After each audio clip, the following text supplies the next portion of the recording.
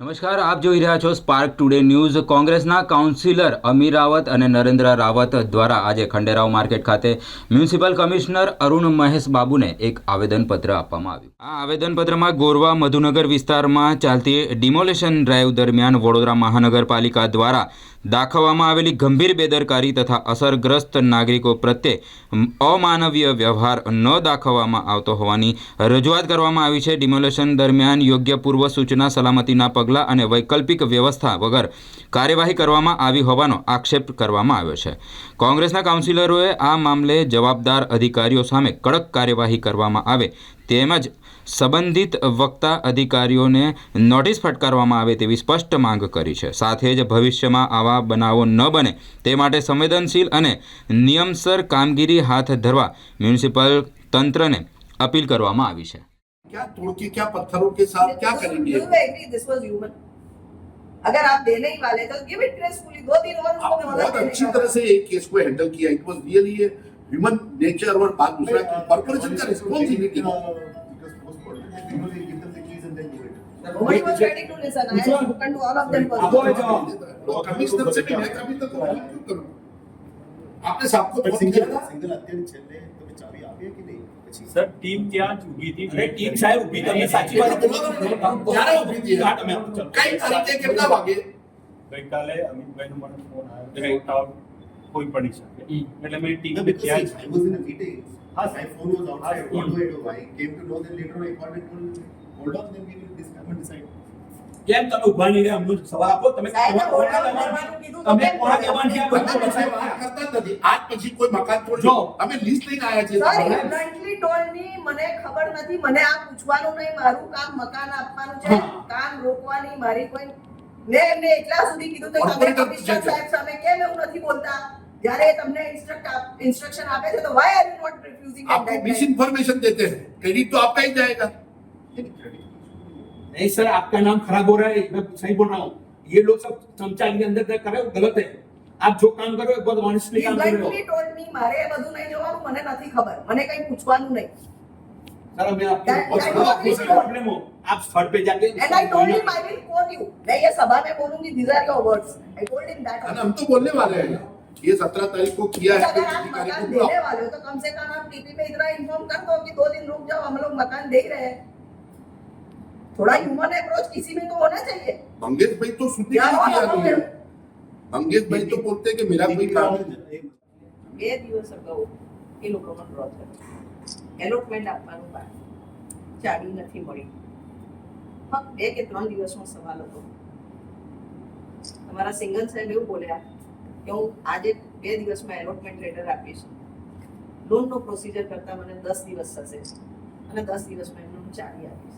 તો 10 દિવસ માટે આ ડિમોલિશનમાં ઉતાવળ કરી આ ફેમિલીઝને બેઘર કરવાનો મતલબ હતો. એક હ્યુમેનિટેરિયન એપ્રોચ હોવો જોઈએ.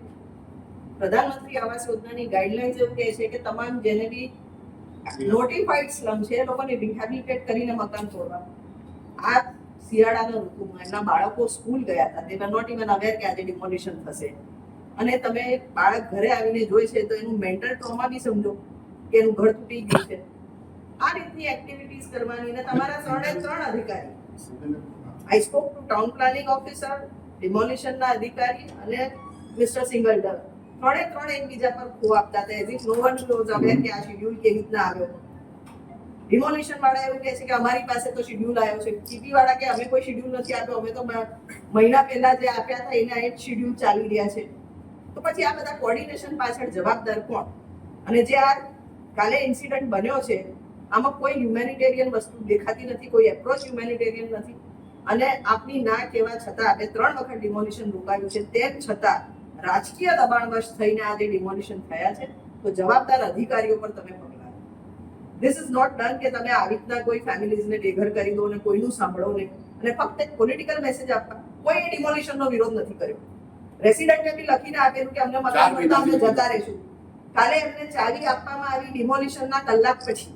तो 1 कलाक તમે बोले कि चाबी लेने आओ, घर टूट रहे हम लोग चाबी लेने कैसे जाए? एक बाजू घर तोड़ रहे, दूसरी बाजू तो ये मंगेश जयसवाल ही जवाब.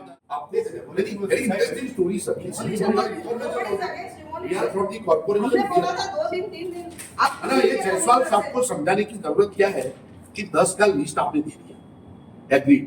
10 में से एक मुद्दा आपके वहां पर 15 दिन से चर्चा में है, 4 महीने से चर्चा में। We are debating, we are doing some good activities for these people, उनको एश्योरेंस मिले। 3 बार अगर आपने आपने बोला नोटिस रोका तो कॉमन सेंस भी होता है ना अधिकारी। आपने फास्टेस्ट प्रोसीजर करवाया, उसका We मतलब क्या हुआ? appreciate your work, but at the same time अगर आप आपका ये लोग कमिश्नर साहब को ये थैंक यू बोलने आने वाले थे, हाँ, हम लोग इतना सब जल्दी मिलके मुखात आने वाले थे। आपको और चढ़ाए आके बात करें, लेकिन ये लोग फिर आके दादागिरी के धारा सभ्य के हिसाब से अभी क्या करने वाले हैं? दूसरा प्रश्न ये है, इन लोगों ने कल तोड़ दिया इनका मकान, तो आज क्या करने वाले हैं? कल उनका सामान टेम्पो में अगर मिल गए को when you told them to hold on, मतलब मंगेश भाई इसको लोग- बोला था आप उनको एक्शन लीजिए। उनको हमने रिक्वेस्ट किया ना, as a councillor, as a trustee of the corporation, बात नहीं यार, तू कहीं मारे ना कौन था कोई, हमें शांति की बात, साहब ने 5 मिनट ली थी चल સાહેબ, અમે જ્યારે કોર્પોરેશનના કાઉન્સિલરનો નેતા તરીકે વાત કરતા હોય કે તમે એક કામ કરો, તોડફોડ બંધ રાખો, ચાવી અહીંયા જ આપો, ધારાસભ્યના હાથે આપો કે નહીં નહીં ચાવી લેવા કલ્યાણનગર આવો, અને આ ભાઈ કઈ ગયા સિંધલ સાહેબ. હા, એ કલ્યાણનગર ચાવી લઈને ઉભા છે, મેં કીધું તોડફોડ ચાલુ છે, એનું ઘરનું સામાન બચાવે કે ત્યાં જાય? આ કયા પ્રકારની નીતિ છે કોર્પોરેશન? અરે એવું નહીં, તમે 24 કલાકમાં આ ભાઈએ તોડી નાખ્યું, હવે અને શું તમારા કરવું? ના કહેવા ઉપર કર્યું છે તો પહેલા તો એ અધિકારી પર તમે એક્શન લો। एग्जाम प्लानर की एक्शन लो। दूसरा 16 तारीख की रात का नोटिस का डेट है, नोटिस की 17 तारीख को आप छोड़ देते हैं, एक तरफ साहब आप अलॉटमेंट आप अभी 16 तारीख की रात को करते हो, ये लेटर कब बना? 17 तारीख को 12 बजे छोड़ देते हो, क्या ह्यूमैनिटी ऑफिसर है? ગઈકાલે મધુનગર ગોરવા ખાતે મકાનોના ડિમોલિશન હાથ ધરાયા। અગાઉ 3 વખત એ લોકો અહીંયા રજૂઆત કરવા આવ્યા હતા। કમિશનરે એમને બાહેદારી આપી હતી કે તમને મકાનની ફાળવણી થશે, મકાનમાં તમે શિફ્ટ થઈ જાઓ પછી તોડીશું। લોકો બી રેડી હતા સ્વૈચ્છિક રીતે મકાન ખાલી કરવા, કોઈ ઘર્ષણની પરિસ્થિતિની જરૂર જ નહોતી। તેમ છતાં 2 દિવસ અગાઉ ડ્રો થયો અને 16 તારીખે આ મકાન તોડવાની ડ્રાઈવ હાથમાં લેવામાં આવી। ત્યારે કમિશનર ગાંધીનગર હતા, અમે એમને એપ્રોચ કરવાનો ટ્રાય કર્યો, અમને મેસેજ આવ્યો કે મેં તોડવાની ના પાડી છે। તેમ છતાં અધિકારીઓ રાજકીય દબાણવશ આ ડિમોલિશન હાથમાં લીધું અને જાણે એક પોલિટિકલ મેસેજ સેટ કરતા હોય એ રીતનું આખી કાર્યવાહી થઈ। ફક્ત બપોરે 12 વાગે ડિમોલિશન થાય છે, 2 વાગે નાગરિકોને ચાવી મળે છે, ચાવી મળ્યા પછી એ લોકોને મકાનોનું પોઝેશન નથી મળતું અને રાતભર સામાન ટેમ્પોમાં લઈને રોડ પર બેસી રહે છે, એવી હાલતની નિર્માણ થયું। બાળકો સ્કૂલે ગયા ત્યારે એમના ઘર હતા, એમને ખબર નહોતી કે બપોરે ઘરે આવશે ત્યારે ઘર તૂટી જશે। આ અમાનવીય કૃત્ય કર્યું છે જે અધિકારીઓએ, અને મ્યુનિસિપલ કમિશનરના હુકમની ઉપરવટ થઈને અને કોઈ બી માનવતા નથી દાખવીને પોતે એક્ઝિક્યુટિવ એન્જિનિયર લેવલના અધિકારીઓ જો પોતે આ ડિસિઝન લેવા સક્ષમ ના હોય તો ચોક્કસ એમના પર કાર્યવાહી થવી જોઈએ એવી અમારી માંગણી છે, અને એ બાબતે અમે કમિશનરને આજે રજૂઆત કરી છે। કોણ અધિકારી છે ને કેવી કાર્યવાહી થવી છે? હાઉસિંગ બિલ્ડિંગમાં સિંગલ સાહેબ છે જે ફાળવણી માટે ઇન્ચાર્જ હતા, ટીપીમાંથી પરિમલ પટનીભાઈ છે જેમને ડિમોલિશનનો પ્લાન આપેલો, અને ડિમોલિશનના ઇન્ચાર્જ જે છે મંગેશ જયસ્વાલ, ત્રણેય સિનિયર ઓફિસર્સ છે, એક્ઝિક્યુટિવ એન્જિનિયર લેવલના ઓફિસર્સ છે, અને એ ત્રણની વચ્ચે કોર્ડિનેશન નહીં, બધા એકબીજા પર આદો ચારણી કરી ખો કરીને રાજકીય ઇશારે જે કામ કર્યું છે, તો આ તમામ પર કાર્યવાહી થાય એવી અમારી માંગણી છે।